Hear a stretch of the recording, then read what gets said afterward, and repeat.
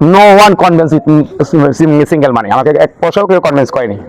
আমার নাম সৈয়দ ফয়সাল আহমেদ, আমার বাবার নাম মৃত সৈয়দ আবুল কালাম আজাদ, প্রধান শিক্ষক, প্রধান শিক্ষক। আমি লন্ডন প্রবাসী। আমি 2021 সাল থেকে কন্টিনিউয়াসলি বিএনপির সাথে কাজ করছি। বিএনপির সাথে এর আগে ছাত্রদল করেছি, যুবদল করেছি। যুবদলের 5 নম্বর একবির যুগ্ম আহ্বায়ক ছিলাম। উত্তরা থানা, বৃহত্তর উত্তরা থানা ছাত্রদলের সহপ্রচার সম্পাদক ছিলাম। আর আমি এখন মানুষ চাই বিদায় নির্বাচন করার জন্য 5 নম্বর একবির ইউনিয়নের চেয়ারম্যান নির্বাচন করার জন্য আমি ডিসাইড করছি এবং ইনশাআল্লাহ আমি নির্বাচন করবো। আমি ইনশাআল্লাহ নির্বাচন করবো, জনগণ আমাকে চায়। আমি একসময় 2001-2 সাল থেকে আমি ছাত্রদলের সহপ্রচার সম্পাদক ছিলাম। উত্তরা থানা ছাত্রদলের এসএম জাহাঙ্গীর ছিল আমার বস। তো এবং এরপর আমি এলাকার সাথে সংযোগ করার পর 2001 সাল থেকে আমার সাথে এলাকার সাথে সংযোগ শুরু হয়, কিন্তু আমি রাজনৈতিকভাবে ওইখানে ছিলাম।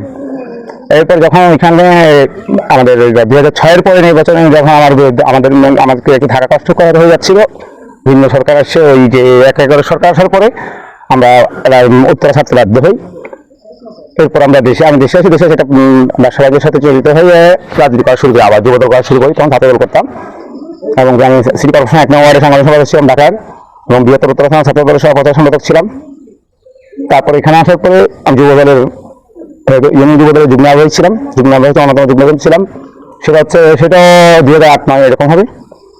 তো 2000 এরপরে এখানে দেশে পারমিশন ব্যবসা বাণিজ্য করছি, কিন্তু করতে পারি না। ওদের মানে আওয়ামী লীগের যে হায়নাদের কারণে, বিশেষ করে আমার আশেপাশে কিছু খারাপ মানুষ আছে, তাদেরকে জমা রাখতে আমি করতে পারিনি। এরপরে আমি বাইরে চলে যাই পড়াশোনা করার জন্য, ইংল্যান্ডে চলে যাই। ইংল্যান্ডে যাওয়ার পরে ওইখানে আমি সময়ের সাথে ছিলাম। আর 2021 সাল থেকে আমি কাজ করছি এবং 2022 সালে আমি অ্যারেস্ট হয়েছি। 2022 সালে গোলাপবাগে যে প্রোগ্রামটা হয়েছিল আমাদের, মনে হয় 22 অক্টোবর, যে প্রোগ্রামটা ছিল আকবর সাহেব এবং আকবর সাহেব ওয়াইফ ছিল সেই প্রোগ্রামে। এবং 5 নম্বর একবির ইউনিয়ন থেকে আমার একমাত্র 2টা হাইজ গেছিল এবং অনেক খুব ক্রিটিক্যাল অবস্থায় লোকজনগুলো এখানে ঢাকা ছিল। এবং আমার ওই উত্তরায় আমার ফ্ল্যাট পুরা আমার সবাই লোকজনে গাড়ি করে দিয়েছে। আমার এই যে কর্মীদেরকে রাখা হয়েছিল 6-7 দিন আগে থেকে, ওরা এখানে ছিল।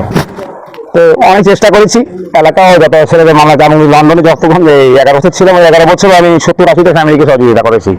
সবসময় আমাদের বিএনপি মনে 70-80টা ফ্যামিলিকে প্রতি বছর আমি সহযোগিতা করেছি, চেষ্টা করেছি, এখনো করি। আমি দুর্মুখা ক্রীড়া পরিষদের সাথে আছি আজকে 2 বছর। ওটা আমি পৃষ্ঠপোষক প্লাস সভাপতি, এবং ওইটার মাধ্যমেও আমি সামাজিক কাজ করছি। আমাদের সাবেক পিয়ন সাহেব যে ছিল আজাদ সাহেব, সমাজ আছে, উনি আমাকে যথেষ্ট আদর করতে। মাকে নিয়ে আমি প্রায় 1000-এর মতো গাছ পুরো ইউনিয়নে আমার পকেটে আমি নিজের সেলফি রান্না করছি। তারপরে দেখি আবার বিভিন্নভাবে মনে করেন যে বন্যার সময় আমার এখানে অনবরত রান্না ছিল, কন্টিনিউয়াসলি 3-4 ডেজ রান্না ছিল। যে ঘরে 5 জন সদস্য, 5 জনের জন্য 5টা প্যাকেট। এইভাবে নো ওয়ান কনভিন্স সিঙ্গেল মানি, আমাকে এক পয়সাও কেউ কনভিন্স করেনি। এভরিথিং আমি বিয়ার করছি এবং আমি চেষ্টা করছি। এইভাবে সবসময় এরপরে বন্যার সময় মানুষকে ত্রাণ দেওয়ার চেষ্টা করছি। আর ক্রীড়া পরিষদের মাধ্যমে আমি বিভিন্ন জায়গায় এই যে এখানে মিরপুর করছি, মিরপুরও এদেরকে আশ্রয়কেন্দ্রে দিয়ে আসছি, দুধমুখ আশ্রয়কেন্দ্রে দিয়ে আসছি। তারপরে বিভিন্ন এলাকা ভিত্তিকভাবে আমি মনে করি যে 5 নম্বর একবির এমন কোনো মসজিদ নাই, এমন কোনো নেই যে আমার হাত নাই ছোঁয়া নাই। আমি বলতে পারবো যে বিচার করছি আমি সবাইকে আমার সাধ্য অনুযায়ী আমি চেষ্টা করছি, এখনো করে যাচ্ছি, সামনে করে যাবো। যে জনগণ যদি আমাকে স্বতঃস্ফূর্তভাবে রায় দেব, আল্লাহ আমার বাঁচায় রাখে, আমি নির্বাচনে অংশগ্রহণ করব, সবাই চায়।